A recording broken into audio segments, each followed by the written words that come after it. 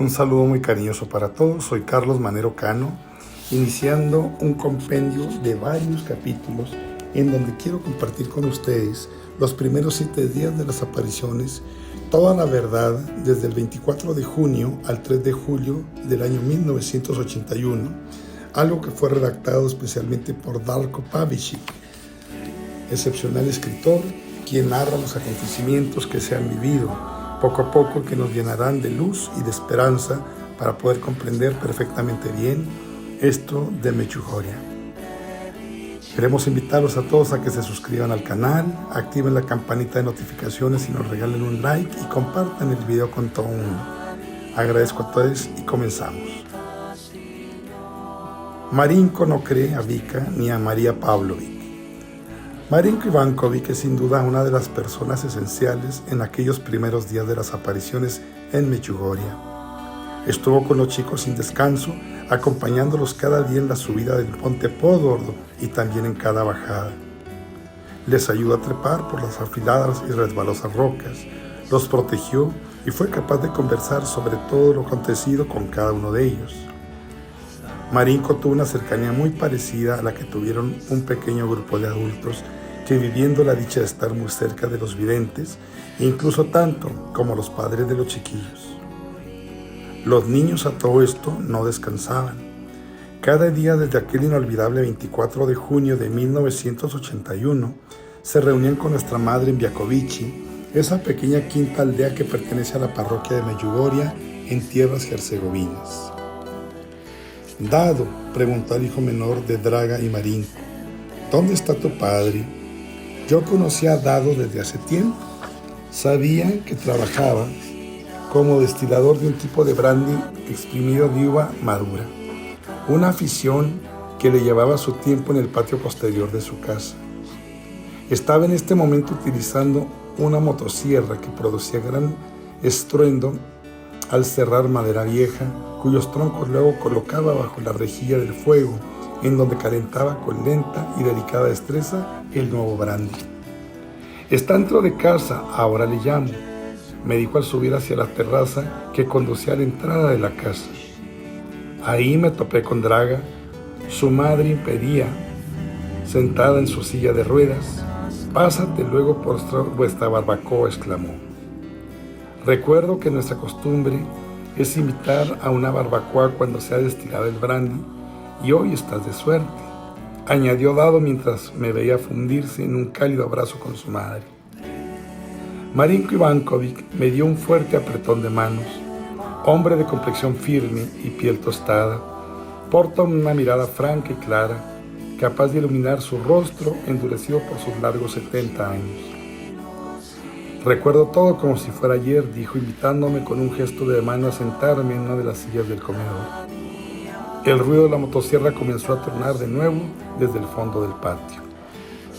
Marinko trabajaba en un garaje de reparación de choches en Mostar, cuando los acontecimientos sobrenaturales invadieron la pequeña aldea en el verano del 81. Su día consistía en acudir temprano en su coche al garaje de reparaciones de Mostar, pequeña ciudad medieval de gran hermosura situada a 20 kilómetros de su aldea. Solía llevar en su coche a vecinos que por motivos laborales necesitaban transporte o a niños que debían acudir a Mostar para atender la escuela, no teniendo otro medio para llegar a destino. En la mañana del segundo día de las apariciones, el 25 de junio del 81, Marinko había ido a Mostar con su esposa Draga, acompañados por Vika Ivankovic y María Pavlovic, muchachitas que vivían en las calles vecinas a su hogar. Ambas habían sacado malas notas en el colegio y se veían obligadas a regresar a Mostar en verano para recuperar el pequeño retraso escolar. Marinko comienza su relato. Mi rutina comenzaba a las 5 de la mañana, hora en la que salía para trabajar. En aquel entonces poseía una minivan Volkswagen con la cual cruzaba con muy pocos transeúntes y un número muy reducido de coches. El tráfico era escaso en los años 80 y así no eran pocas las veces en las que mi furgoneta se llenaba de vecinos que necesitaban un pequeño transporte. A veces llegaba a reunirse hasta 15 amigos y conocidos y adentro. Esa mañana, Betsky Ivankovic y María Pavlovich fueron mis pequeños acompañantes, pues tenían que recuperar exámenes en la escuela de verano, y justo cuando pasábamos por delante de la iglesia, a María no se le ocurrió otra cosa que exclamar: «Marinko, escucha, anoche vimos a la Virgen María». La miré de soslayo. «¿Pero a qué estás jugando, criatura?», le reñí. «¿Es esto lo que te enseña tu madre, niña?». «Bueno, no fui yo quien la vio», contestó María, sino Betska. Betska, callada, sentada detrás de mi asiento, mientras mi esposa Draga, sentada a su lado, le dirigió una sorprendente mirada. Marinko frunció el ceño. «Pero vamos a ver, Betska, a ver, ¿es cierto lo que dice María?». Betska miró con timidez al conductor, se encogió de hombros y contestó: «Sí, sí la vi». «Dinos inmediatamente lo que viste y dónde la viste», exclamó Marinko ya enfadado. La niña le miró confundida, se rascó la frente con un dedillo agitando y comenzó a relatar lo acontecido la tarde anterior. «Bueno, pues veréis», comenzó. «En la tarde de ayer, la hermanita menor de María, Milka, había recibido la orden de su madre de ir por el rebaño de ovejas y traerlo al cercado. Pero dio la casualidad de que se tropezara por el camino con dos muchachitas del vecindario, Mirjana e Ivanka. Estaban a los pies del posbordo agitadas, haciendo aspavientos y afirmando que acababan de ver una mujer muy hermosa. Inmediatamente se dieron cuenta de que era la Santísima Virgen María». Marinko continuó su relato aportando más detalles. «Andando hacia donde hoy están los 9 amigos, la moda del último momento y otras cosillas de adolescentes, pero nuestra conversación se vio nublada por los recuerdos del reciente fallecimiento de la madre de Ivanka, Yagoda, quien nos había dejado tan solo 2 meses antes tras padecer una muy rápida e intempestiva enfermedad. Había sido un alma buena, no se quejó de su enfermedad y acogió su sufrimiento con paciencia. Ivanka iba de luto, tal y como es costumbre en Herzegovina cuando fallece algún familiar o algún ser querido cercano. Recuerdo que Ivanka estaba triste, sus ojos portaban los trazos de la pena, y pensé que ese paseo acompañado por la brisa veraniega aliviaría un rato, al menos su pesar. Pronto vi que así era cuando comenzó a sonreír levemente conforme avanzaba nuestra charla. En esos años y en esa precisa zona aún no había apenas casas construidas como ahora. Era zona algo vacía, rodeada de piedras y peñascos. Así que cuando nos cansábamos, decidimos sentarnos un rato a los pies del monte. Ivanka se sentó de forma que podía mirar la parte superior del monte y yo me senté precisamente al contrario, enseñando mi espalda al monte. Y así sentadas, de un minuto a otro, oí que Ivanka decía: «Me parece que estoy viendo a la Virgen María en el monte». Sé que eran entre las 5 y las 6 de la tarde. Mi amiga no dejaba de fijar su mirada en un punto preciso del monte y con voz serena repetía: Creo que estoy viendo a la Virgen». Eso fue precisamente lo que dijo. «Yo no miré», dice Mirjana, «pues en mi cabeza no encontraba una idea semejante. Era un disparate pensar eso, imposible. Para mí, para más, habíamos nacido y crecido en una Yugoslavia comunista, en un lugar de Sarajevo. Nací yo. Nuestros padres nos habían enseñado a orar, especialmente el rezo del Santo Rosario, que orábamos en familia cada noche. Asimismo acudimos a misa. Por la verdad es que no nos habíamos metido mucho en la fe verdadera. Nuestra vida de fe era limitada y la llevábamos en el corazón de forma privada. El temor siempre lateaba bajo la amenaza, por lo que no era común hablar de ese tema en el colegio o nos meteríamos en problemas por el gobierno comunista. Así que nunca oí hablar de lugares marianos como Lourdes o Fátima. Ni siquiera sabía que la Virgen María pudiera aparecerse aquí entre nosotros. Tan solo sabíamos que ella estaba en el cielo y que debíamos orar. Así que cuando Ivanka me dijo que creía estar viéndola en el monte, ni siquiera perdí el tiempo para girar la cabeza y hasta le contesté con cierta rudeza: «Venga ya, caramba», como si ella no tuviera otra cosa que hacer, más importante que hacer una aparición a ti y a mí, y sentí la necesidad de levantarme y regresar al pueblo. Entiéndeme, nosotros habíamos sido criadas con la enseñanza de que Dios no se le nombra en vano. Dios no era una broma, era algo muy serio que debíamos nosotros respetar con honda dignidad. Si, por ejemplo, si se nos ocupaba un ¡ay, Dios mío!, recibías una reprimenda de tu abuela, quien te clamaba y regañaba inmediatamente que estabas tomando el nombre de Dios en vano y que qué vergüenza te debería de dar. Así que cuando Ivanka me dio semejante cosa sobre la Virgen y me lo dijo, me molestó de tal forma como si hubiéramos convertido esto en una falta de respeto o algo peor. Mirjana continuó su relato describiéndome cómo bajó hacia el pie del monte con cierta incomodidad, ensimismada en sus pensamientos, pero que al llegar a vislumbrar la primera casa, se sintió invadida de un deseo irrefrenable de regresar. El corazón le llamaba a volver sobre sus pasos con una fuerza tal que no pudo más que guiarse y comenzar a andar hacia donde había dejado a su amiga plantada. Y ahí, en ese mismo punto, encontró a una Ivanka en un estado semejante al suyo propio. Desde que había regresado de Sarajevo se había percatado de lo pálido que estaba, apoyada por las risotadas y las burlas de sus amigos del pueblo, quienes la llamaban pija de ciudad, en contra de la piel sonrosada de Ivanka, tan acostumbrada al sol y a la brisa del campo. Pero es que ella estaba ahora tan pálida como lo estaba yo. Me clavó la mirada y me dijo: mira ahora, por favor. Entonces reuní la fuerza necesaria para mirar hacia arriba y entre las rocas logré ver a una mujer vestida con un traje largo gris que cargaba a un bebé en los brazos. No pude verle la cara como tampoco en la del niño. Todo en esa visión era extraño. En aquellos días no existía el camino tan delimitado que hoy existe para andar de las miles y miles de pisadas de los peregrinos que suben al monte Podgora. En aquel entonces todo eran rocas abruptas y de pronto una mujer con un traje largo, pero sin dudo que alguna mujer del pueblo tuviera un vestido como aquel y subiera a ese lugar. Y así entre la maleza y las rocas también pregunté. Esa bellísima mujer de traje largo sostenía entre los brazos a un bebé.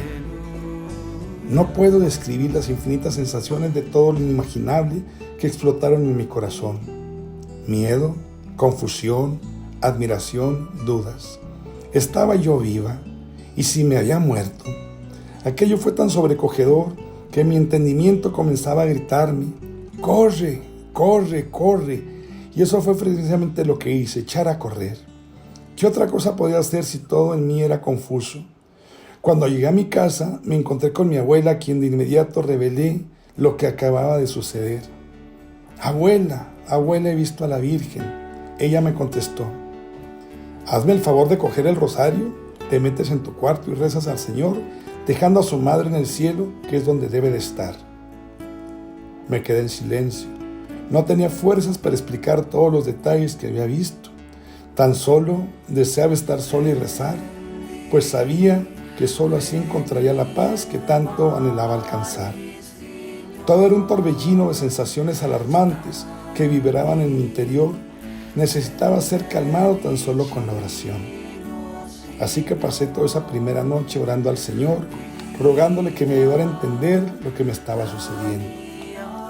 Mientras Mirjana y Ivanka estaban en el Podgora, Vitska despertó de su siesta y, avisada de que poco antes la habían ido a buscar, se despertó y decidió ir en busca de ellas. Recuerdo muy bien ese día, me cuenta. Había acudido, dice Vitska, al colegio en Mostar y cuando regresé estaba muy cansada, por lo que me eché una siesta. Mi hermano mayor, Zdenka, fue quien me dijo que Mirjana y Ivanka me habían estado buscando. La solían hacer siempre, me buscaban porque éramos muy amigas y cuando venían a pasar sus vacaciones estivales a la casa de sus abuelos en Medjugorje, solían venir en mi busca para que diera un paseo con ellas. No era esto una novedad. Zdenka no tardó en explicarme que les dijo que al estar yo cansada por haber madrugado tanto por ir al colegio de Mostar, me había quedado dormida. También me dijo que les había prometido que me avisarían de la visita en cuanto despertara. Así que cuando abrí los ojos, dijo Vitska: mira, Mira que Mirjana y Ivanka han estado aquí buscándote y me han dicho que te explique dónde iban a estar por si deseas reunirte con ellas. Así que me fui de inmediato y mientras recorrí el camino que me acercaba al centro del cenáculo, vi que Mirjana y Ivanka venían a la carretera en ese momento dando voces. Me gritaban: corre, corre, corre a prisa, Vitska. Pero algo sucedió que tuve luego muy interesantes consecuencias. Cuando Vitska estaba de camino hacia el monte Podgordo, se topó con María. ¿Te quieres unir a nosotras?, le dijo a María Pavlovich. He quedado con Mirjana y Ivanka en el monte, le dijo. Pero María declinó la invitación, alegando que debía acompañar a su madre esa tarde para trabajar en los sembrados, por lo que acabó yendo sola a encontrarse con sus dos amigas. Ya acercándome a ellas, las escuché decir: corre, corre, Vitska, corre, deprisa, deprisa. En un primer momento y al ver el estado de agitación con el que me gritaban, pensé que me alertaban de la presencia de una serpiente o de un bicho venenoso. Pero cuando estuve más cerca, me aclararon lo que sucedía. Vitska, es la Virgen María, gritaron. Entonces di 2 patadas, lancé mis chanclas al aire y salí corriendo despavorida en dirección contraria. En mi cabeza retumbaba la idea de que ellas se habían vuelto locas de remate. Pero ¿cómo iba a ser que la Virgen María, la que se les apareciese estando en pleno monte? Paré en mi carrera justo cuando vi a Iván, era que subía hacia mí. Iván era mi primo y jugaba mucho al fútbol con el otro Iván, el actual vidente. Sabía que en ese momento, junto a Milka, la hermana pequeñita de María, y yo me lancé a explicarle a que Mirjana y Ivanka decían que habían visto a la Virgen y que deberíamos subir junto a ellos para ver qué estaba sucediendo. Hasta ese preciso momento ya nada había visto. Yo no lo había visto nada, pues yo había escapado en dirección opuesta a mis amigas. Los 2 Ivanes, la pequeña Milka y Vitska, subieron hacia el monte para encontrar a las chicas exactamente en el mismo lugar. Yo caí inmediatamente de rodillas contra Vitska. La Virgen nos llamaba, pero ninguno tuvimos el valor de movernos de donde estábamos. Luego comenzó a agitar una mano, como invitándonos a acercarnos a ella. Y fue entonces cuando, presos del temor, salimos todos corriendo. Cuando llegamos a casa no quisimos contárselo a nadie. Permaneceríamos callados para siempre, a no ser que la Virgen volviese a aparecerse al día siguiente. Solo en esas circunstancias hablaríamos, dijimos. No obstante, nuestras familias se percataron enseguida de que algo nos había sucedido y tuvimos que revelar los acontecimientos. Ellos respondieron de formas distintas. Algunos comentaron que quizás habíamos visto platillos volantes o alguien engañoso asustándonos con linternas e incluso algún pastor buscando a un corderillo extraviado de su rebaño. Nos lanzamos a relatar lo sucedido tan solo a un pequeño reducido grupo de personas de nuestra confianza y cada una de ellas nos da una opinión diferente. Iván Dragicevic estaba precisamente ese día en Mechugoria para disfrutar de la fiesta de San Juan con amigos, tal y como muchos muchachos del pueblo lo habían decidido. Había acudido a misa a la parroquia de Santiago junto a sus padres a las 11 de la mañana, tras lo cual regresó a su casa, almorzó y decidió salir con sus amigos y apuntarse junto a ellos a jugar un partido de fútbol. Ese miércoles, mis amigos, dice Iván, llegaron a recogerme a eso de la 1:30 o 2 de la tarde, ya que andaban organizando los equipos de fútbol y les faltaba gente. Así que fui con ellos a un prado en donde solíamos reunirnos y disfrutar de nuestra compañía. Estuvimos jugando hasta las 5 o 5:30 de la tarde, nos relata Iván. Cuando ya nos cansábamos poco a poco nos fuimos marchando a nuestras casas. Fue cuando dejamos aquel prado atrás, cuando nos cruzamos con algunas muchachitas y mis amigos les preguntaban qué hacían y a dónde se dirigían. Nos contestaron que iban a dar un paseo y a guardar las ovejas. Ya nada pregunté, pues en esos años yo era extraordinariamente tímido y privado y me daba mucho apuro hablar con las chicas. Cuando dejaron de charlar con nosotros, continuamos nuestro camino y me apresuré junto a un amigo para llegar a casa, cambiarme de ropa a toda prisa y correr hacia su casa de noche, ¿verdad?, para ver la televisión y luego me recogía. Y ahora me había sucedido lo inimaginable. Angustiadísimo esperé que amaneciera, cosa que se me hizo eterna esa noche. No quería ver nada del exterior, por lo que bajé las persianas de mi ventana a cal y canto. Y por fin, tras una muy larga noche, en la que pedí que nunca rayara el alba, vi el sol atravesar tímidamente la rendija de las persianas. Para esa hora ya mis padres se habían sido informados de que yo había sido uno de los muchachos que estuvieron con las chicas la tarde anterior en el postbordo. Los pobres estaban aterrorizados y comenzaron a enviarme, ¿verdad?, y a preguntarme de muchas maneras. Iván, haz el favor de tener muchísimo cuidado con las cosas que dices. Mira que no se juega con las cosas de Dios. Pobrecitos, les intenté explicar lo que vi y viví, pero también les avisé de que yo me sentía profundamente confundido. Vika, Ivanka y Mirjana estaban igualmente invadidas de excitación. Mirjana se estaba hasta plantando al seguir viva. Decía que su corazón era un torbellino tal que las emociones se sobreponían, y asegurarse de que no estaba soñando o algo parecido, se pellizcaba para ello. Se devanaba en ese momento los sesos, intentando recordar datos exactos de lo que había presenciado. Por el haber estado situado a unos 110 metros del lugar exacto de la aparición, aclaraba que no había podido distinguir el rostro de la mujer al detalle. No obstante, estaba segura de que lo bella que era y que la joven mujer vestía un traje azulado grisáceo y que cargaba en los brazos a un bebé. Y no podía entender Mirjana cómo una joven mamá era capaz de trepar hacia esa zona tan rocosa con un bebé tan pequeñito.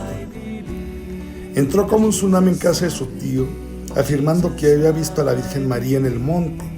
Su abuela Yela estaba sola en ese momento en casa y le miró con auténtico espanto.